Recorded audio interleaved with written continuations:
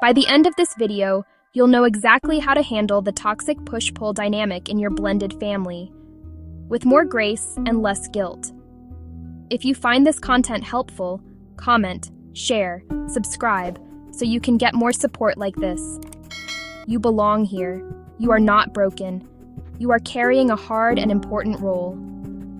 This video is a steady, practical guide. It is warm, simple, direct. I see the exhaustion in your days. I hear the tightness you feel when loyalties shift. I know the shame that creeps in when things feel messy. I also know your fierce love and good intentions. This space is for stepmoms who want real change without losing themselves. This is for people who want kinder ways to show up. You will get permission to choose what is best for your family and for you. The goal of this short series is clear. First, you will learn what the push-pull cycle looks like in everyday life. Next, you will learn small, actionable steps you can use tonight and tomorrow. You will hear simple scripts you can say aloud. You will also get permission to prioritize safety and emotional health, even when choices are painful. You will be guided to act with care. Stay with me. This is practical help delivered with empathy and steady encouragement. Let's start by defining this dynamic in simple terms. The push-pull cycle is an emotional dance. It's a pattern of coming close and then pulling away. One moment, you feel connected and part of the family unit. The next, you feel like an outsider looking in. This isn't a steady, predictable rhythm. It is chaotic and confusing. It leaves you feeling dizzy and unsure of your footing. This back-and-forth movement can happen between you and your partner, you and your stepchildren, or within the family as a whole. It's the feeling of being wanted one day, tolerated the next. In a blended family, this dance is incredibly common. It shows up in subtle and not-so-subtle ways. For example, your stepchild might cling to you for comfort after a bad day at school, making you feel needed and loved. This is the pull. The next day, when their other parent calls, they might ignore you completely or become distant. This is the push. It's not necessarily malicious. It's often a reaction to complex feelings of loyalty and belonging. The emotional whiplash, however, is very real for you. You are left wondering what you did wrong or what changed overnight. This cycle also appears in how rules are applied. One week, you and your partner are a united front, enforcing homework routines and bedtimes together. You feel like a team, creating stability. That is the pull toward partnership and order. Then, a weekend visit with the other co-parent happens. The kids come back accustomed to different rules, or no rules at all. Your partner might relax the boundaries to make the transition easier, leaving you to be the unfun enforcer. This is the push away from your shared structure. It isolates you and undermines your role in the home. The push-pull dynamic is essentially a struggle for emotional equilibrium. Everyone in the blended family is trying to find their place. They are navigating new relationships while holding on to old ones. This creates a constant tension between closeness and distance. You might seek connection, while a stepchild seeks space to process their grief. Your partner might pull you close for support, then push you away out of guilt over their past. Understanding this cycle is not about placing blame. It is about seeing the invisible forces that shape your daily life so you can begin to respond differently. So, what fuels this exhausting cycle? One of the biggest drivers is fear. Everyone is afraid of something. Your stepchildren might fear that loving you means betraying their other parent. They may fear losing their place in their parent's life now that you are here. Your partner might fear failing at this second marriage, or fear hurting their children. You might fear that you will never truly belong, that you are not a real parent, or that your efforts will never be good enough. This fear makes people act in guarded, unpredictable ways. They pull you in when they need security, and push you away when they feel threatened. Another powerful cause is the presence of unclear boundaries.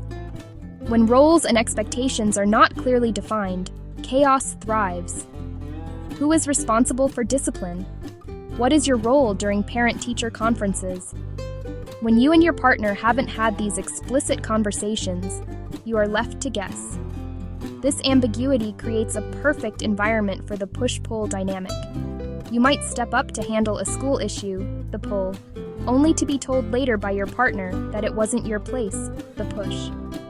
Without clear lines, you are constantly at risk of overstepping or understepping an invisible boundary that changes from one day to the next. Grief and loss are also at the heart of the push-pull. The loss of a previous family structure, a marriage, or a parent. This grief doesn't just disappear when a new family forms, it lingers. A child might pull you close because you offer the stability they crave, but then push you away because your presence is a constant reminder of what they've lost. Your partner, too, may be grieving the family they once envisioned. These undercurrents of sadness can cause them to seek comfort from you one moment and withdraw into their own private world of loss the next, leaving you feeling shut out. Finally, we have loyalty binds. This is a huge factor in blended families. A loyalty bind is a situation where a child feels caught between two households or two parents. Caught between two households or between two parents. They feel that if they show affection or loyalty to you, they are being disloyal to their other biological parent. This internal conflict is immense for a child.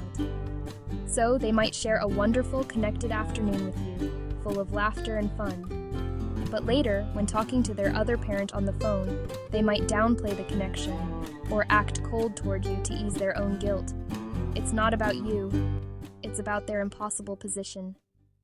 Let's make this even more real. How does this push-pull show up in your kitchen on a Tuesday night? You might be making dinner, and your stepdaughter comes in to chat. She tells you all about her day, her friends, her worries. You feel a warm rush of connection. She is pulling you into her world, and it feels wonderful. You offer advice and a listening ear. Then, her dad, your partner, walks in. Her demeanor instantly changes. She becomes quiet, gives one-word answers. The connection is severed. You were just pushed out. You are left standing at the stove, feeling confused, a little hurt. Sometimes, despite all your best efforts, the push-pull dynamic does not improve. You have practiced the pause, set gentle boundaries, used the scripts, built routines. You have poured your heart into making it work. But the chaos continues. The cycle of connection and rejection remains, leaving you feeling perpetually exhausted, unseen, and deeply lonely within your own home. In these situations, we have to confront a painful truth. Sometimes love for your partner is not enough to build a healthy, sustainable life together. The family system itself may be too broken, the patterns too entrenched, and the cost to your well-being too high. This is the moment to consider the hardest choice of all. Making the decision to end a marriage is agonizing. It often feels like a personal failure, especially when you have invested so much of yourself into creating a blended family. You may still love your partner deeply. You may adore your stepchildren. But the daily reality of the family dynamic is causing you real harm. Your mental health is suffering. Your sense of self is eroding. You feel like a ghost in your own life. Recognizing that the situation is untenable is not a sign of weakness. It is an act of profound courage and self-preservation. It is acknowledging that you cannot keep setting yourself on fire to keep others warm. Your safety, both emotional and physical, must be the priority. A home environment that constantly drains your spirit and makes you feel anxious, small, or invisible is not a safe home. A relationship where your needs are consistently dismissed and your boundaries are repeatedly violated is not a healthy relationship. It is okay to admit that the dream you had for this family is not matching the reality you are living. It is okay to say, I have tried everything I know how to try, and this is still not working. This is not about blaming your partner or the children. It is about honestly assessing the impact the situation is having on you. This section is not about encouraging divorce. It is about giving you permission to look honestly at your life and your well-being. It is about validating the quiet, persistent voice inside you that might be whispering, "I can't do this anymore." Listening to that voice is scary. It opens up a future filled with uncertainty, grief, and difficult conversations. But ignoring that voice can lead to a slow, painful erosion of your soul. Sometimes the most loving thing you can do for yourself, and ultimately for everyone involved, is to bravely choose a different path, one that leads back to your own peace and wholeness, even if you have to walk it alone for a while. If you do make the choice to leave, you will not feel just one thing. You will feel a confusing, swirling mix of emotions. It is crucial to give yourself permission to feel all of them, without judgment. You will feel profound grief. You are losing a partner, a marriage, and a family. You are losing the future you envisioned and worked so hard to build. This grief is real, and it deserves to be honored. You will cry for the good times, for the love that was real, and for the dreams that are now ending. Let the sadness come. It is a natural part of letting go. Do not rush it, or tell yourself you should be over it. At the same time, you might feel an overwhelming sense of relief. This can be the most confusing emotion of all. How can you feel relief when your heart is breaking? This relief is your nervous system finally exhaling after being tense for so long. It is the feeling of no longer having to walk on eggshells. It is the quiet that comes after the constant chaos of the push-pull dynamic. The relief does not negate the love or the sadness. It simply coexists with it. It is a sign that you were carrying a weight far heavier than you may have realized. Allow yourself to feel this relief without guilt. It is a validation of how difficult things truly were. Now, I want to leave you with one final script. This one is not for your partner. This one is not for your stepchildren. This one is just for you. It is a short, calming meditation you can say to yourself anytime. You feel overwhelmed. You feel triggered. You feel lost. You can say it in the car. You can say it in the bathroom. You can say it as you fall asleep at night. It is a script for your own heart, a way to anchor yourself back into your own strength and worth. If it feels right for you, take a slow, deep breath. Place a hand over your heart. Silently or softly repeat these words after me. Right now, in this moment, I am safe. I am breathing in. I am breathing out. I can feel my feet on the floor, anchoring me to the earth. I am not my thoughts. I am not the feelings of others. I am the steady presence that observes it all. I am worthy of peace. I am worthy of respect. My needs are valid. My feelings are my guides, not my enemies. I release the need to control what is outside of me. I call my power back to me, right here, into my own heart. I am enough. Exactly as I am, in this moment, I am enough. Carry this feeling with you. They are your personal declaration of independence from the chaos. This is your truth. Our time together is coming to an end, but your journey is just beginning. Knowledge is wonderful, but it is in the action, however small, that transformation truly happens. So my final invitation to you is this. Choose one thing. Just one small step you can take today or tomorrow. Do not try to implement everything all at once. That will only lead to overwhelm. Look back over all the tools we have discussed. The pause, a gentle boundary, a new routine, a moment of mindful breathing, and pick the one that feels the most manageable and the most needed for you right now. Just one. Perhaps your one small step is to practice the pause. The next time you feel that familiar flash of frustration, you will commit to taking just one deep breath before you say or do anything. That is it. That is your whole assignment.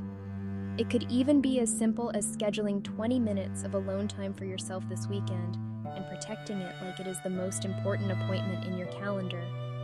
Because it is. Once you take that one step, your only other job is to observe. Notice what happens. Notice how it feels in your body. Notice how others respond. Simply be a curious scientist in your own life. Gather the data. This observation without judgment is how you learn and grow. It reinforces your power to influence your own experience and builds your confidence to take the next small step and then the next. I am so grateful you have spent this time with me. You are doing brave, important work. Please remember to be gentle with yourself through this process. You are unlearning old patterns and building new ones, and that takes time and grace. If you found this guidance helpful, I invite you to comment below and share one small step you plan to take. Your story can inspire someone else. Please share this video with another stepmom who might need it, and subscribe to this channel for more steady, supportive guidance. Remember, progress happens one small, brave step at a time. You can do this.